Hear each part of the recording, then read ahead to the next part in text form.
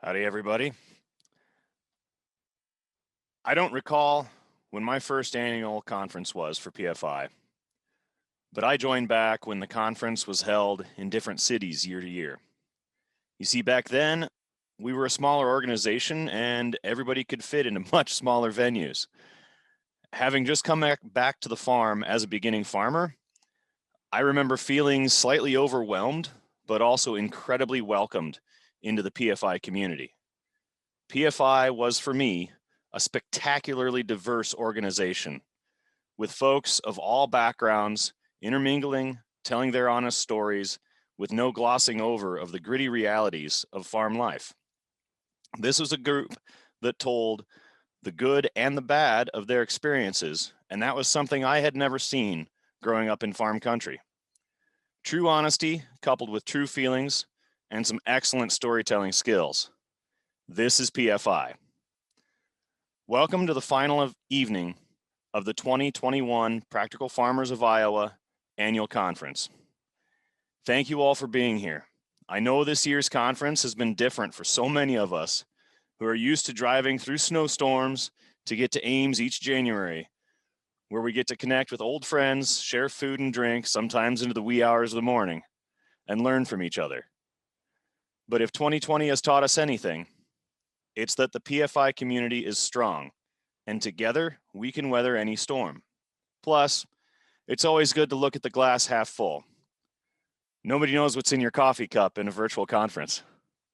Tonight, we're traveling to different homes of PFI members to listen to their stories. These are true personal stories, and they are all tales of farming, connection, and remembrance, our theme for the evening. Each of these stories will be broadcast to you live from across Iowa, and they'll be roughly 8 to 10 minutes in length. All you need to do is sit back and listen. Storytelling is such an integral part of what connects us all, and it's what gives the PFI community its strength. What better way to cap our conference than to hear true stories from fellow members? Well, let's get on with this evening's festivities. Prior to this event, we asked each of our storytellers this question: what smell best describes farm work? And I'll be introducing them all via their answers to you. Our first storyteller of the evening is Jill Bieber. And when we asked Jill what smell best describes farm work, she said the smell of freshly turned soil. Please give a warm virtual welcome to Jill. My husband, Sean Skian, and I moved to the farm in April 1st, 2005, April Fool's Day. And if that isn't the harbinger of things to come in the birth of a farm, I don't know what is. Now, if you haven't met us, we look a bit like an April Fool's joke to begin with. Sean is 6.5 feet tall, more than a foot taller than I am. He moves at about half my speed, and he is far more intelligent, thoughtful, and considered in everything he says and does. So we're an interesting pair. To add to the irony, neither of us had any background in agriculture. We both have theater degrees, and we've worked at theaters around the country. So at the very best, our education prepared us to act like farmers. Undaunted, we moved to the farm and prepared to act like farmers. And thanks to the generosity of my family, we pulled it off. But in that situation, what could possibly go wrong?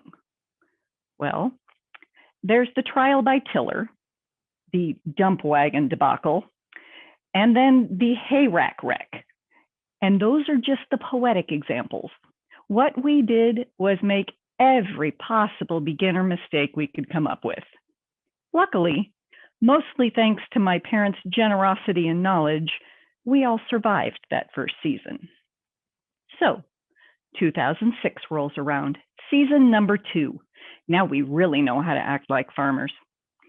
Part of our plan for that second year was to add a high tunnel to our operation, and thanks to my dad's knowledge and experience and equipment, we decided we'd build it ourselves.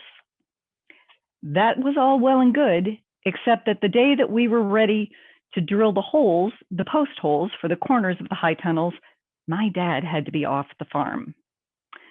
So that day, as he drove up the lane to leave, he rolled down his window and said, "Don't worry, you guys got this. You'll be fine." And off he went. So we gathered up our collective courage and marched down the hill towards the skid steer. Now, we had both driven the skid steer many times during the first season here at the farm, but we'd never used the auger. How hard can it be? I hopped into the skid steer and cranked her up and was able to hook onto the auger with no problem. Sean reached in to lock down the locking levers and they wouldn't budge. So he clambered over the arms and tried to stomp the levers down with his giant size 13 ginormous canoe-sized boots. He got his foot stuck and his arms were swinging around like some giant wind generator. This wasn't getting us anywhere.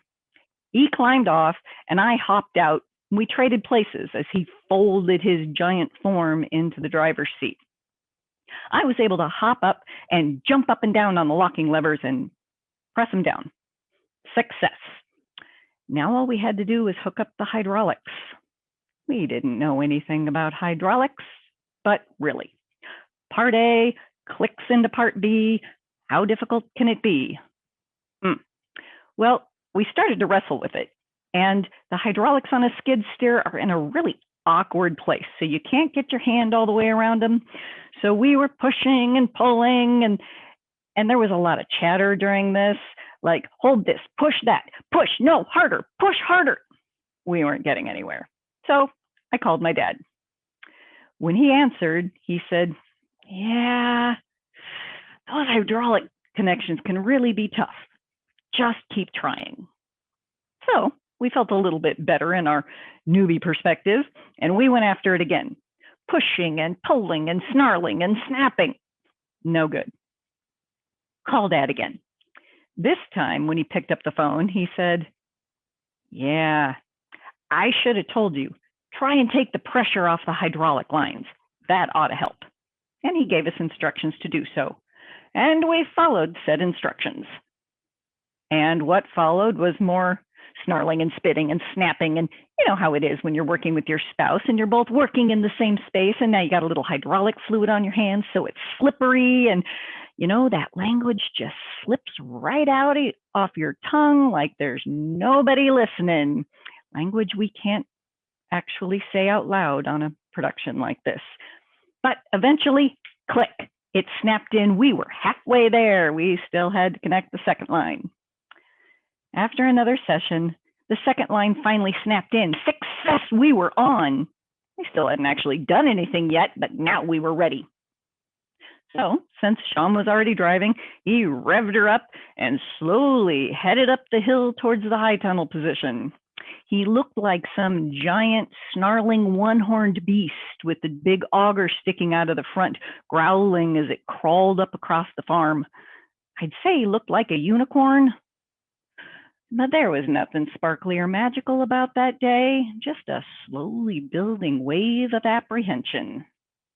I grabbed an armload of tools from the barn and scurried up the hill after him.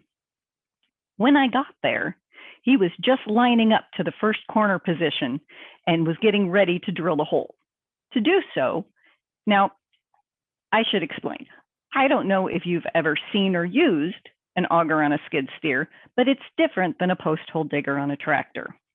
It mounts on the mounting plate on the front of the skid steer on the ends of the arms.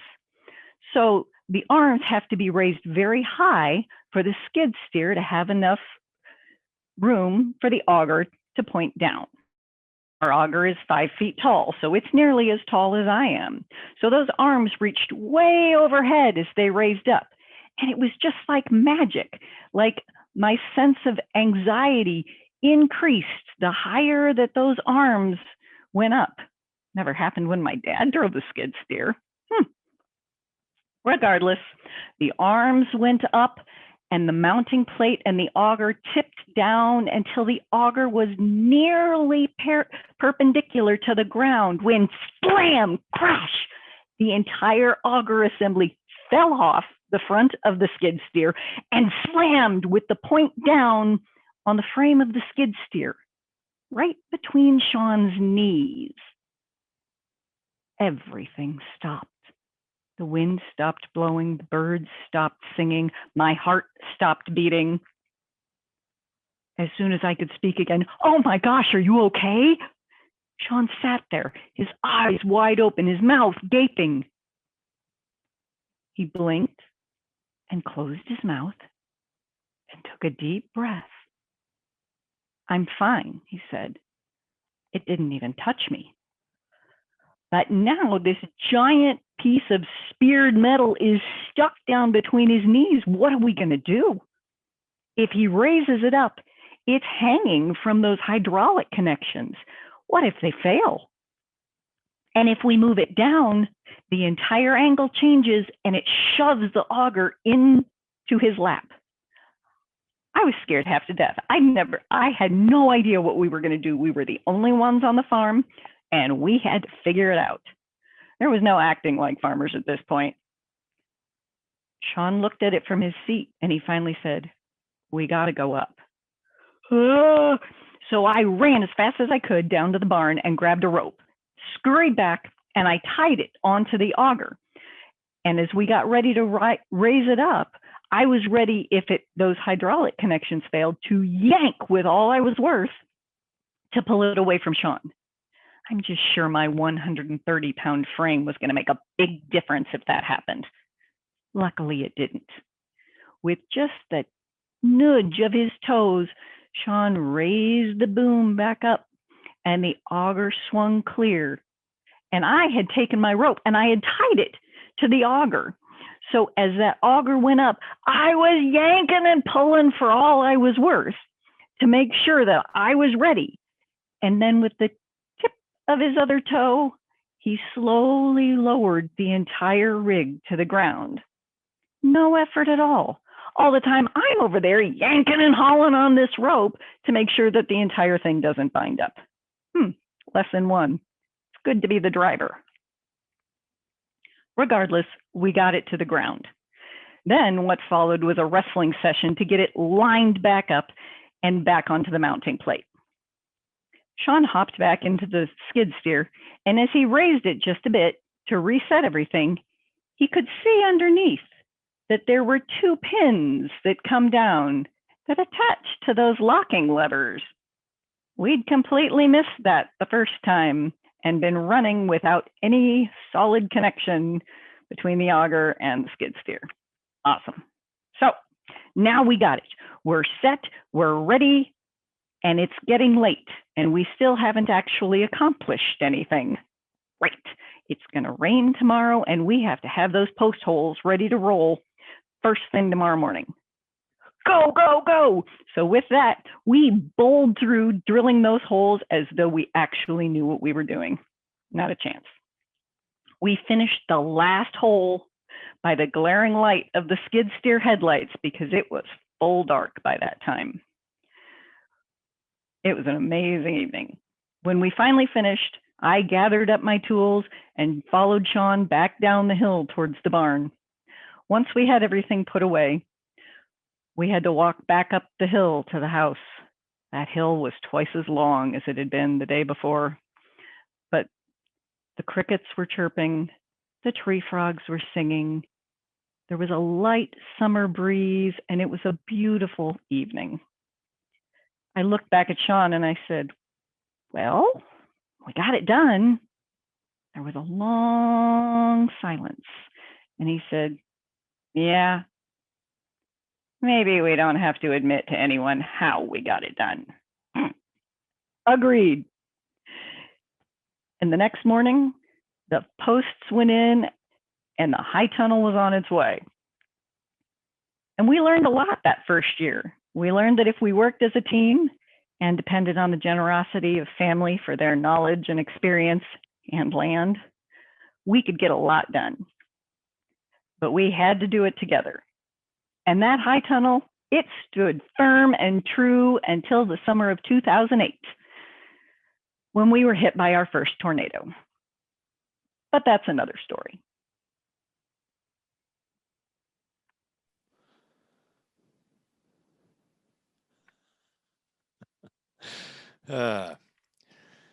When I hear Jill's story, I can't help but think of my own brushes with disaster. Some averted simply by good luck, good timing, or an extra helping hand. Our next storyteller is going to have something to say about that too. When asked, he said the smell that best describes his farm work was fresh silage. Please welcome John Gilbert. Good evening. Do you have ghosts at your place? Are you sure? We do. Sometimes I catch a glimpse of them, or I think I feel them, but maybe it's just my arthritis. Mostly I know they're here by the signs they leave and the things they do. I've always thought they were the spirits of those who've gone before, those who belong to this farm, belong to this land in their times here. My ancestors, people who've worked here, maybe even our indigenous predecessors. There's even been times when I've been feeding brown Swiss calves, and there'll be something about the way one of them looks at me, or a quirk in her personality or peculiarity in her behavior, and I'll know her great-grandmother, or maybe it's her great-great-grandmother, is letting me know she's here. Often they're more prevalent around the structures they left behind, the trees they planted, and sometimes even the shape of the landscape. I've had the extreme good fortune to be able to farm on the Hardin County dairy of my childhood. I grew up with 5 brothers, helping take care of the Swiss cattle and calves, helping raise the pigs that every farm had back then, feeding and riding a handful of horses, helping farm with the LP-powered Minneapolis Moline tractors favored by my late father. My wife Beverly and I returned to the farm just in time for the farm crisis, which eventually led us to PFI, but that's another story.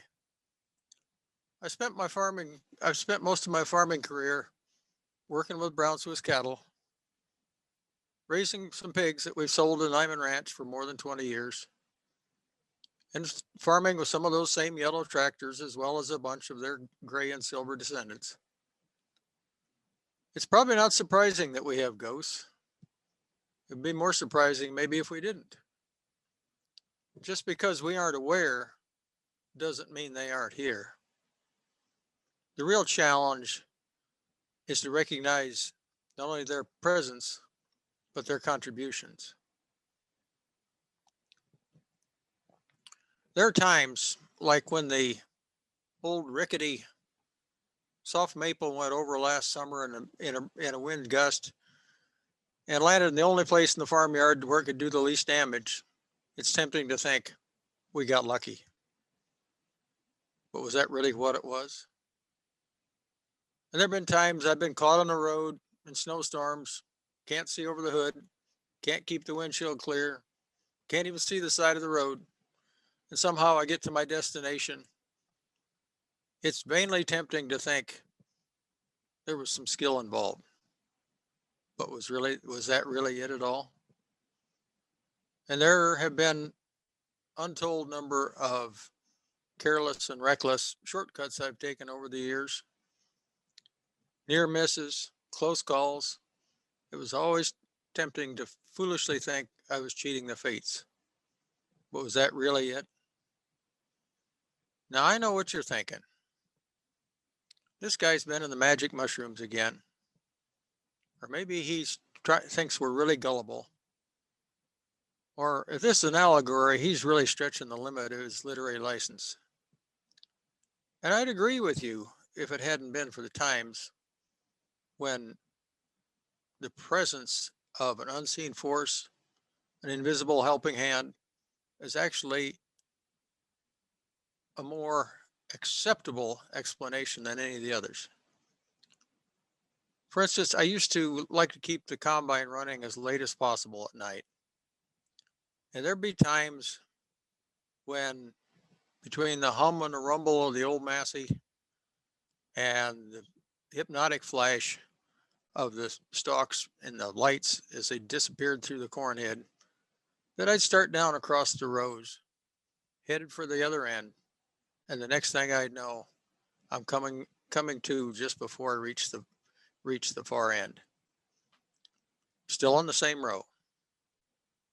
Did I mention that was well before anybody had heard of auto steer? It was somehow comforting to think that maybe there was a co-pilot looking out for me. And then there was the Mother's Day night some years back when, as was my habit, I went to check one more time on a close-up cow before I turned in. It was after the TV news at 10. Her dog rose and I jumped in the old gray Dakota for the windows down trip, the 1.5 miles up the road to the dairy farm, enjoying the night air. I parked by the milk house, slipped by the end of the bunk, picked my way gingerly across the 100 feet or so of concrete lot to the to the door of the dairy farm, a dairy barn. Now I really should say a word or two about the barns on this farm. Dad had them built after we lost the original one in the 60s.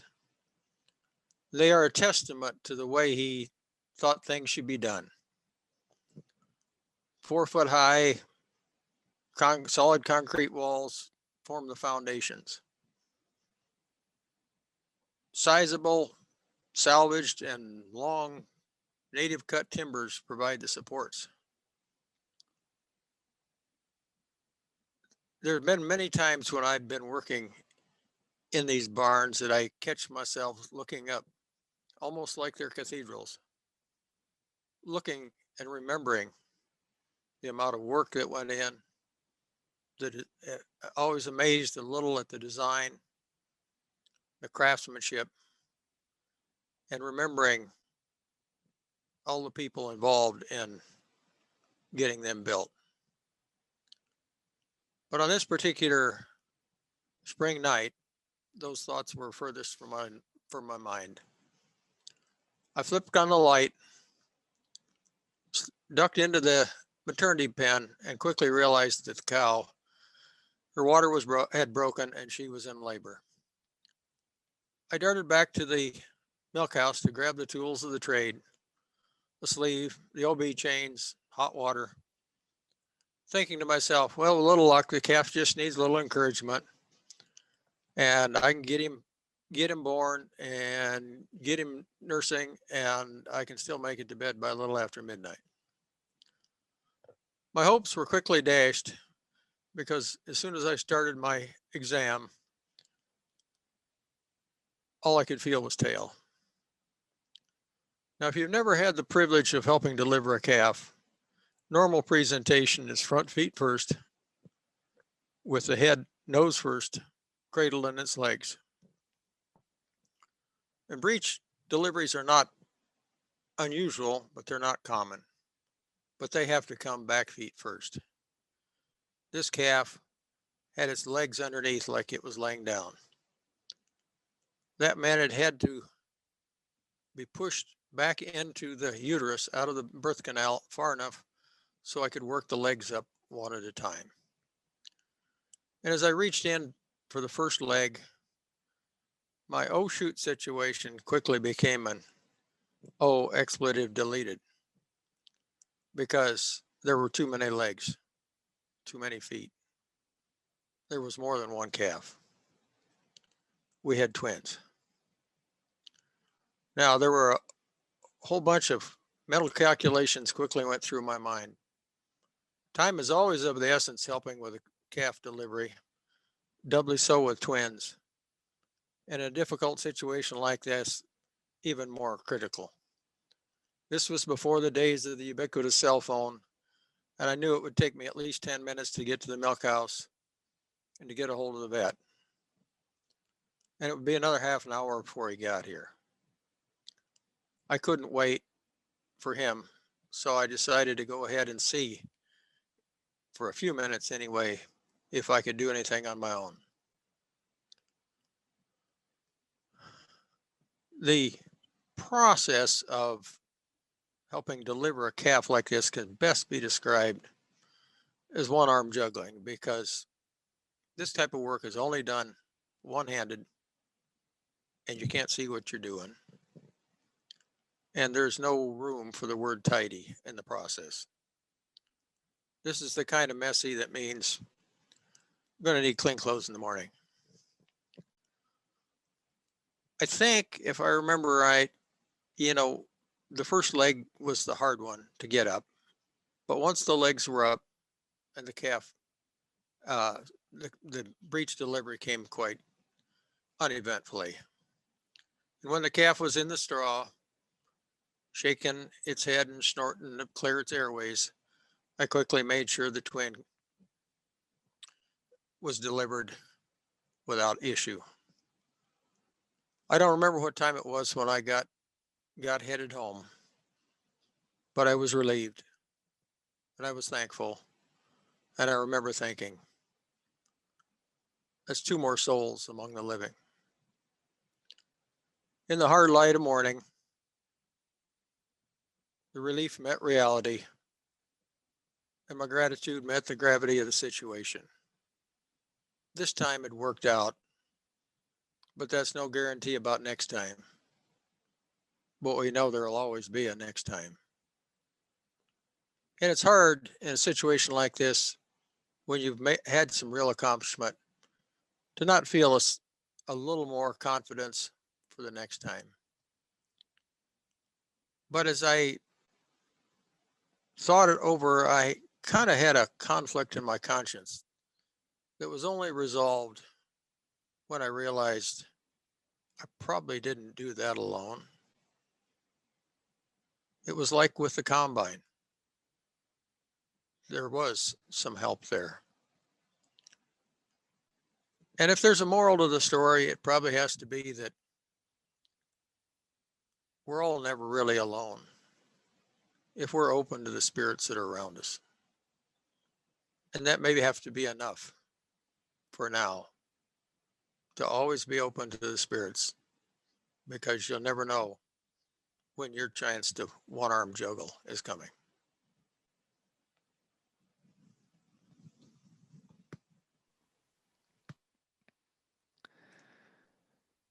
Thank you, John. Every time I hear a calving story, it makes me relive the previous year's calving season in my mind, all in a flash. Thankfully, I have yet to deliver twins with a breech. Oh, I can't even imagine that. I tip my hat to you, John. That's quite the accomplishment, even with that invisible helping hand you had. Don't let me look at you. Sit over there. Our next storyteller said the smell that best describes her farm work was the smell of fresh cut hay. Please welcome Lorna Wilson.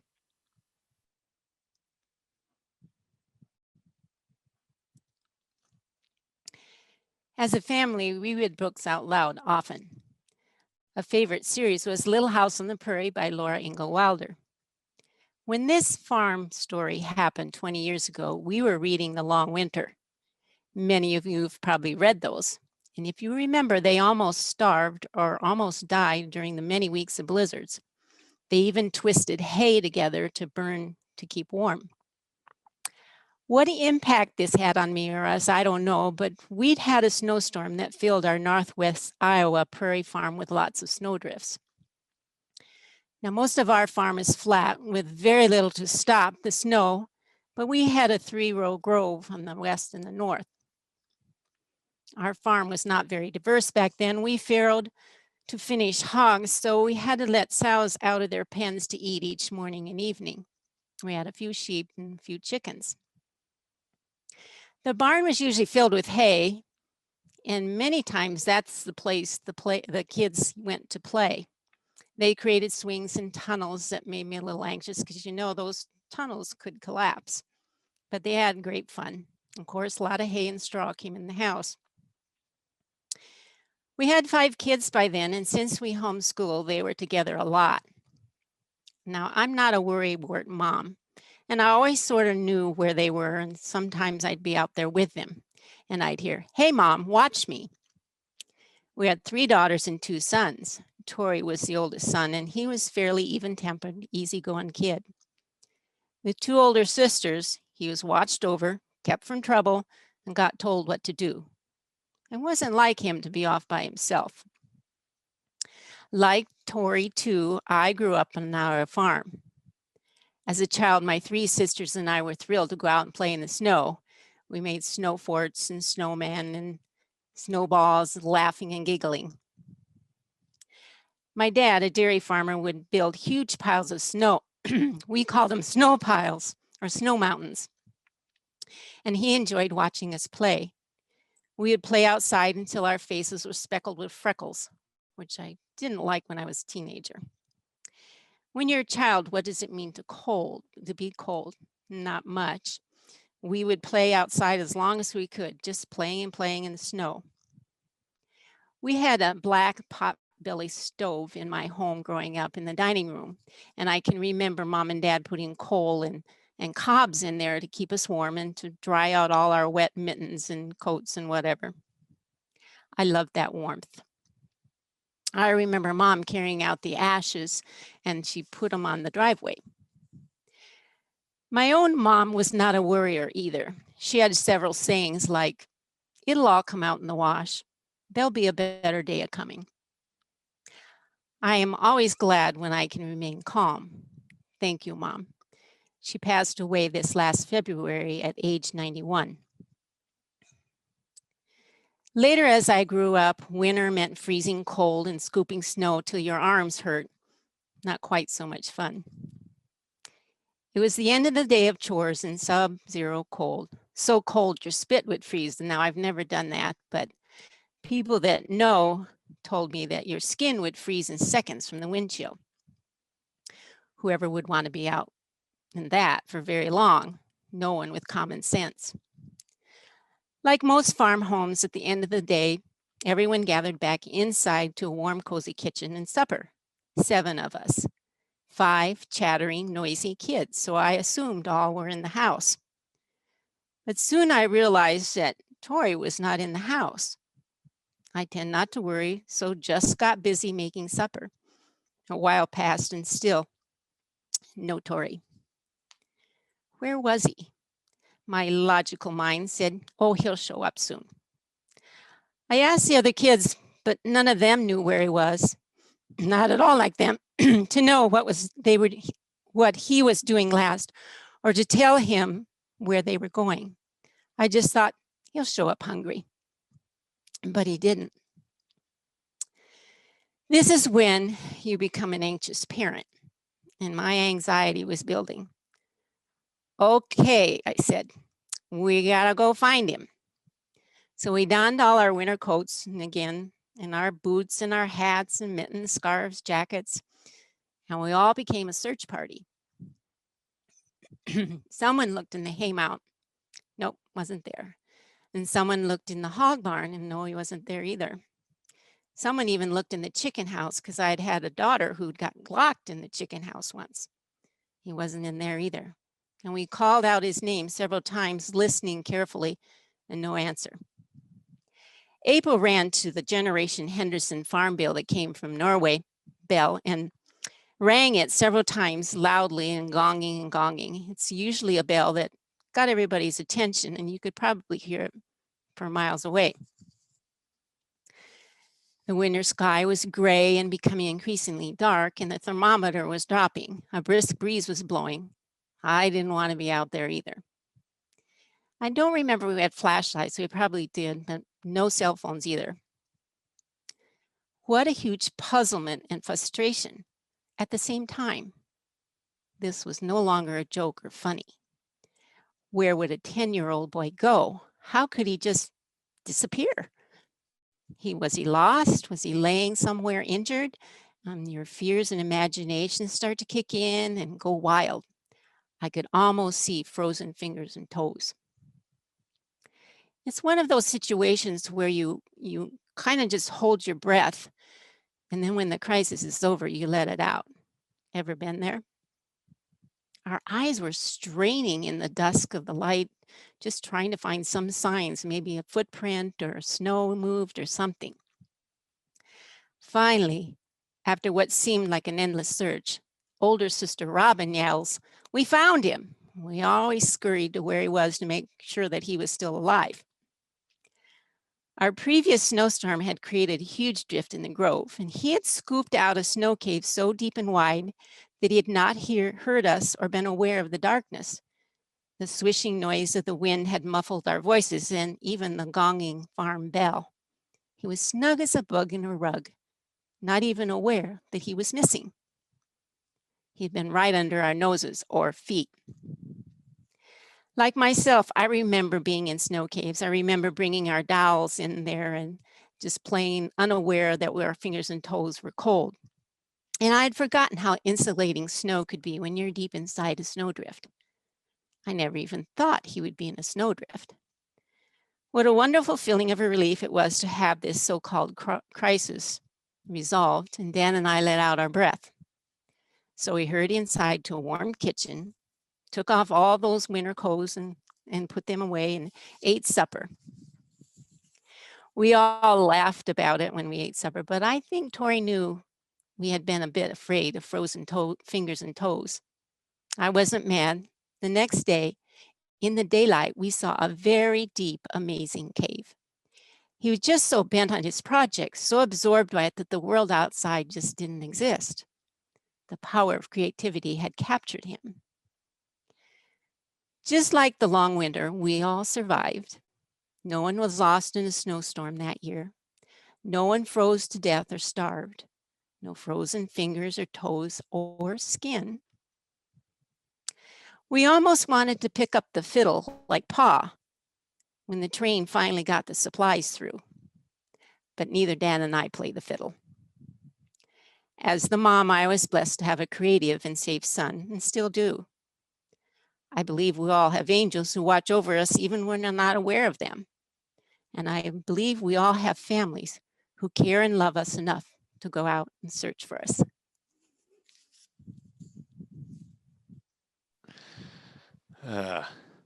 Yeah, I remember as a kid burrowing into those monster drifts and snow mountains. Yep, looks like some of us around here might have a few more snow drifts to hide in the coming days. Wouldn't be a PFI conference if we didn't get some weather like that, right? But now, to warm things up a bit for our next story, we actually have a duo for you all. Darla and Michael Eaton. When we asked Darla and Michael what smells best describe farm work, Darla said, in midsummer, the luscious aroma of tasseling corn, reminding all that sweet corn season is near, and that's the smell of farm work's reward. And Michael said, at the end of strawberry season, when all the strawberries are dead ripe and they're all you can smell on the farm.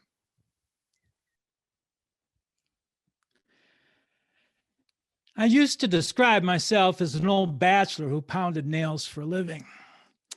But my joy in life was my U-pick strawberry farm out in the middle of nowhere. So when a couple of young gals moved into the neighborhood, I hired them to pick strawberries and take them to market to sell.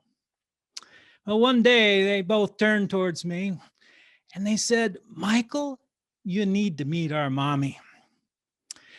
They told me about her gardening skills, and they said, "You really need to go over to her farm and see her gardens." And they were right. She had rows and rows of vegetables, and all of her gardens were surrounded by beautiful flowers. I could see that this was a woman that loved gardening as much as I enjoyed raising strawberries. I come from a long line of gardeners. My grandparents on both sides of my family were fantastic gardeners. We never bought vegetables in the store, but we grew and harvested our own. I raised my 5 children on my garden produce. It just came naturally, so I assumed everyone knew how to grow and harvest vegetables, including my husband, Michael. In 2010, we decided to get married. And I started ripping strawberries out of beds, and Darla started planting vegetables. Things I'd never heard of, let alone eaten. Well, we blended our talents together. Darla's 2 green thumbs and my sleepless nights of searching YouTube, trying to find ways to better improve our soil. And slowly, our dreams started to come true. It's the end of a very successful growing season. We're evaluating how we did, the things that went well, and the things we want to change for next year, the things that made money, and the things that didn't. Tomatoes are our #1 bestseller, but green beans are right up there close behind. In fact, we sell every green bean we take to market. We could even sell more if we had them. Darla, we need to raise more green beans. What? I'm the one that does the green bean picking. He's not thinking about all the work that goes into picking green beans. I pretty much love everything there is about gardening except for 2 things. One is picking weeds out of carrots, and the other is picking green beans. But I do them both. When it's time to pick green beans, it's usually the middle of July, 95 degrees in the shade, not a whisper of a breeze. You can just see the heat wave shimmering on the horizon, and you can smell the sun baking the prairie grasses beside the garden. The sweat is running into and stinging my eyes. The mosquitoes are buzzing around my ears, and the gnats are crawling up my nose. The bean leaves itch my arms, not to mention the endless back-breaking bending over. Absolutely not, Michael. I don't care how many green beans you can sell at market. I draw the line there. I cannot pick any more green beans. Being the dreamer that I am, I was lost in thoughts of doubling our profits on green beans. So I missed that little part about the hard work. Darla, I have the answer to the problem. Next season, I'll help you pick those extra green beans. I'm really doubtful, but I go along with his plan. It's the next summer. Middle of July, 95 degrees in the shade, not a whisper of a breeze. You can see the heat wave shimmering on the horizon. Guess what? Time to pick green beans. I gather up some 5-gallon buckets, and then I go looking for Michael. Time to pick green beans, Michael. He looks confused, but then a light comes on. I'm sure he was hoping I would forget about his offer to help me pick green beans. But he meekly follows me out to the garden, specifically that extra 70-foot double row of green beans that he wanted us to plant. I grab a bucket and I give one to Michael. The sooner we get started, the sooner this job will be over. But hey, it shouldn't be so bad this time. Michael's helping me. I bend down and start picking at the end of one row, and Michael starts on the row right beside me. The sweat that was on my forehead is now running into my eyes and blurring my vision. The mosquitoes are buzzing around my ears, and the gnats are starting to crawl up my nose. The fuzz on the bean leaves is itching my arms, and my back is starting to moan. We work in silence. All you can hear is the steady plunk, plunk, plunk of beans in the bucket. You can't hear the sweat that's now dripping off my chin as it hits the dirt. Plunk, plunk, plunk. Wait a minute. Suddenly it dawns on me. I'm only hearing that plunking coming from my bucket. I look over at Michael. While I'm several feet down the row, he's still at the beginning of his. There must be some explanation for this. He's the brains of this operation.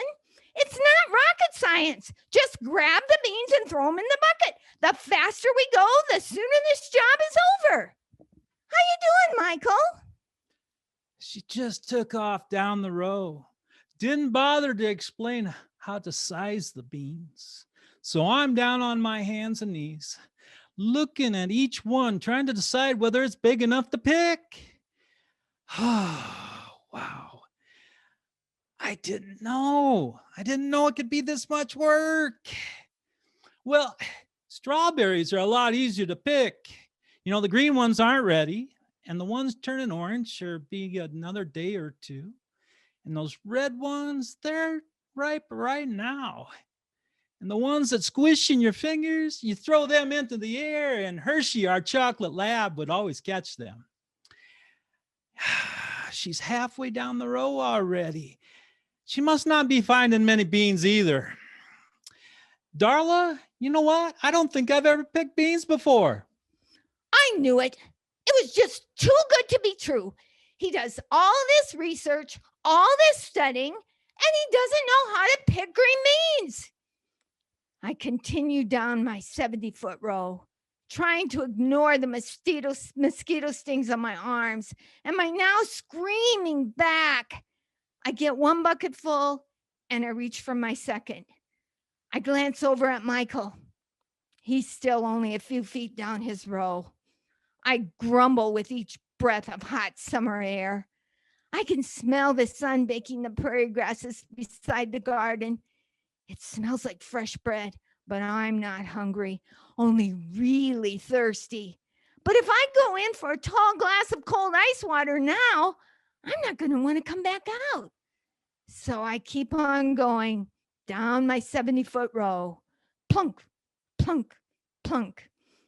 I get to the end, do a 180, and start down Michael's row.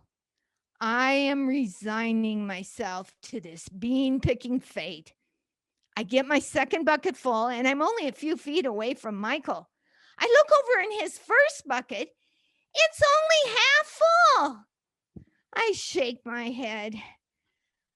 I'll finish picking beans, Michael. Go ahead. You can do something else. Whoa! He's up and out of there in no time. He can sure move fast now. I take his bucket and go over the part of the row that he supposedly picked. I end up finding enough green beans that he left to fill the bucket. I don't think he's going to offer to help me pick green beans again. I am just going to have to figure out how to pick them more efficiently and let Michael keep doing all those other things he does so much better than I. We still do make a pretty good team. From this experience, one might see how well we work together. You know, we're not two peas in a pod. We're not even two pods on the same bush. Actually, she's the green bean and I'm the plum strawberry. And somehow we ended up on the same farm.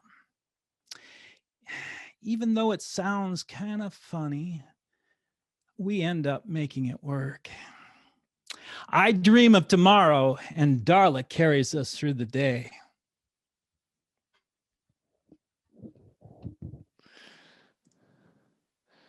What I wouldn't give for some fresh picked green beans right about now. Sitting here in January, summer can feel so far off. But hearing that story, it's like it's right around the corner. I can almost hear the mosquitoes. We've got one more story for you all this evening. When asked what smell best describes farm work, our last storyteller said the smell of earth. Please welcome Jathan Shaquin. I want to tell you a story, but I'm not certain where the story begins when everything I see is a circle. The human experience is continually flowing rather than having concrete beginnings and endings. Yet perhaps there are some defining moments in our lives that are natural places to begin when sharing our stories. Imagine it had probably been 140 years since a bison calf was born on our land as part of a family herd. And it's not at all what I expected. Perhaps the story began following high school when I left for the US Navy, following in the footsteps of my father and my brother. After military service, I traveled the world, pursued my higher education, and continued to experience other cultures and other ways of knowing that were very different from the culture in which I was raised. 17 years later, I returned to Iowa and to the home and culture where I grew up. Today, I feel fortunate to be able to help restore native prairie, oak savanna, and other native ecosystems on our 126-acre farm just northeast of Ames, Iowa. Ultimately, we are working to create as rich and as biodiverse of an ecosystem as possible with the management of a family bison herd. I'm not entirely certain where the idea of raising bison came from. I think back to an early part of my childhood and a fascination with the keystone species, maybe that my father raised bison for a short period of time, or even spending time deep in the Amazon rainforest where I had the opportunity, I felt privileged to be able to work with a traditional healer who was restoring native plants as part of his healing center, which was deeply inspiring to me. Spending time with traditional healers in Peru sharpened my senses among indigenous ways of knowing and the relationship to our environment. Through relations made in South Dakota among Native people, I gained a deeper understanding of bison and their role within the ecosystems of the Northern Plains. It was my relatives that helped to relocate the bison herd to our farm. We made prayers and sang traditional songs. Today, I cannot see bison separate from the land. They are essential to our restoration efforts. Thinking back, it must have been early spring because there was a morning chill in the air. I remember clearly movement, changes in the season that bring a smell of earth and new growth. The bison had only arrived at our farm a few months earlier, and so they were still in the winter holding area, which is about a 12-acre closed off area. Normally, bison would have roamed thousands of acres, and they can even survive some of the most extreme winter months on their own. It's the reason they have that large hump, that muscle for moving the deep snow to access grasses. I even once slept underneath a bison robe in the middle of a South Dakota winter on top of Spirit Mountain. But even in the summer heat, they are so well adapted that they don't need to hang out in the waterways to cool off like other livestock. Even though bison are remarkable to me and self-sustainable, we have limited pasture, and so we roll out bales of hay for them during the winter months or until we release them to the main pasture. We try to do things as natural as possible, but we recognize that we have limitations. As I shared at the start of the story, it was meaningful for me to see what I thought was the first bison calf of the season, an emergence of new life and unfolding of something bigger than ourselves. It was exciting. I imagine the last time this land had seen a bison calf born this way, that the calf would be imprinted on the land. I took it all in. I watched it with its mother and how the members of the herd interacted with the newborn. I realize now how much I've learned and what a profound privilege it has been to experience the bison, and how in such a short period of time, they have already begun to change our landscape for the better. The way they rub on young cedar trees, helping to open up the prairies, or the way they wallow, creating potholes for birds and other native species to drink after a rain. The bison have taught us so much over the years, but I really didn't have much experience with them early on, and certainly raising them in the way that we have, the bison themselves have become our best teachers. I had rolled out a bale of hay on the far side of the holding area.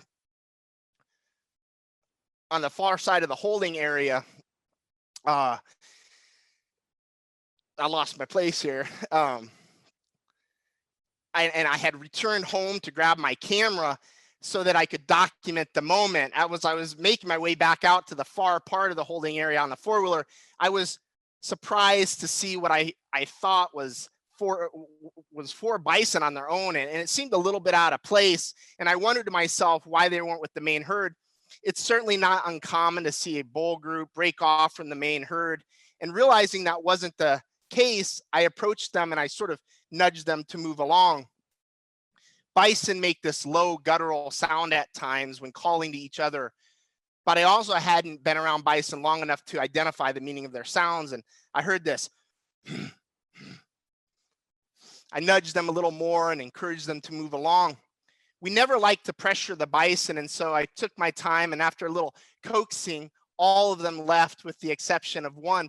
For whatever reason, it did not want to leave. I later came to understand this was a younger bull, most likely an uncle. After one last push, the last one finally left to join the main herd. And it was just sort of curious to me, and it caused me to pause, and I sort of looked around the area. There's about a 6-inch space between the bottom of the woven wire and the ground. And on the other side of the fence was about a 12-inch hole from where a telephone pole must have been. I'm really not certain what I was feeling. Something just wasn't right. Maybe it was intuition, but I climbed over the fence and I looked inside the hole, and there's this bison calf just staring up at me. I mean, its head was just perfectly below the level of the ground. I mean, if I wasn't looking directly over it, there's no way I would have seen it. And it's really still incredible for me to think about. There's this head, and it's just emerging from within this perfectly round hole, new life emerging from the earth. It blew my mind that I could have so easily missed the calf.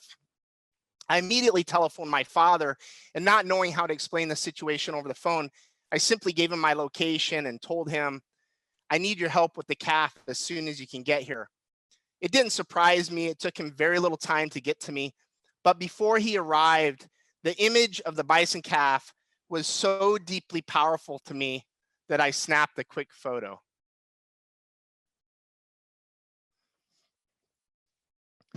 Coming from the military, members of my family are often quick to assess difficult situations and to problem solve.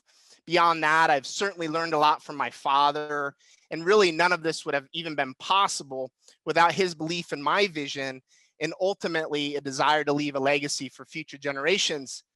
But I can remember in the moment when we were getting ready to pull the calf from the hole, he said, Jathan, you're going to need to bottle feed the calf because it's been separated from its mother.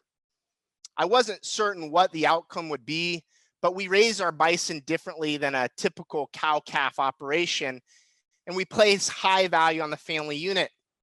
I would later come to understand that even though the mother had moved along, that young uncle refused to leave its nephew. It was enough to let me know that something wasn't right.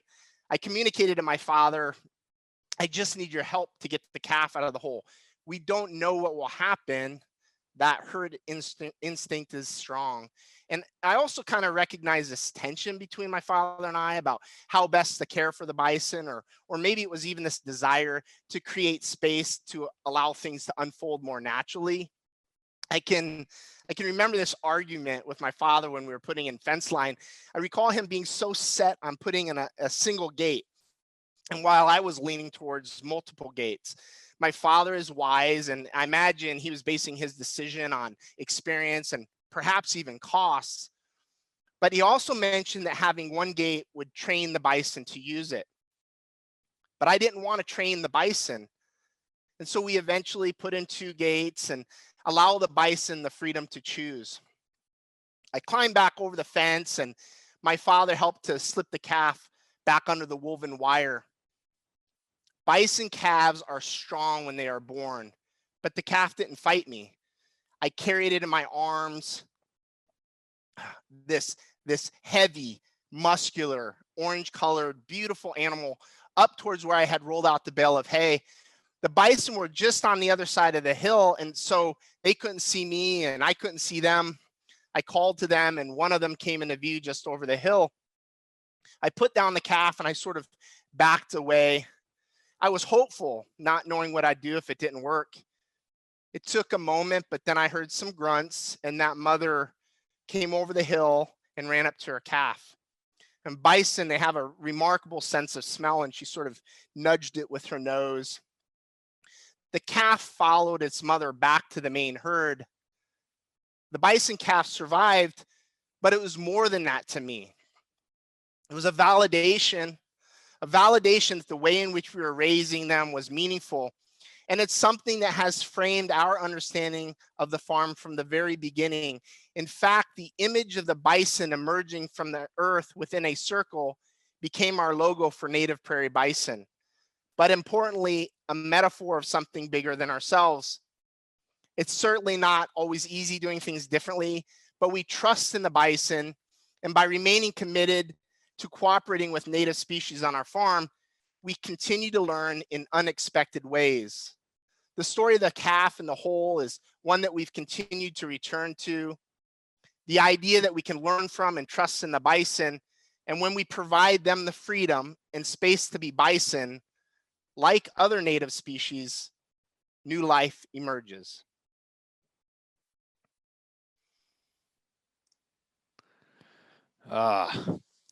It has been so much fun to be a part of this and to hear these wonderful stories.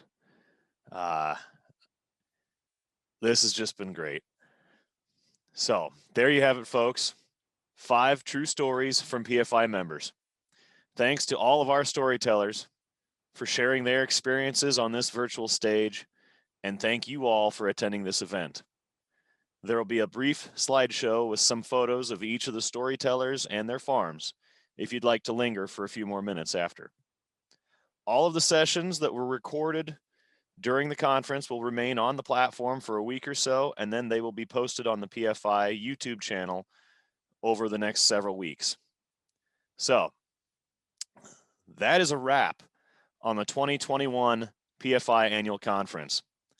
I know everyone's experience at the conference was quite a bit different than normal this year, but with the joys of modern technology and all of the people that worked so hard to make it work, I hope you were still able to find warmth and connection from the PFI conference in your own homes.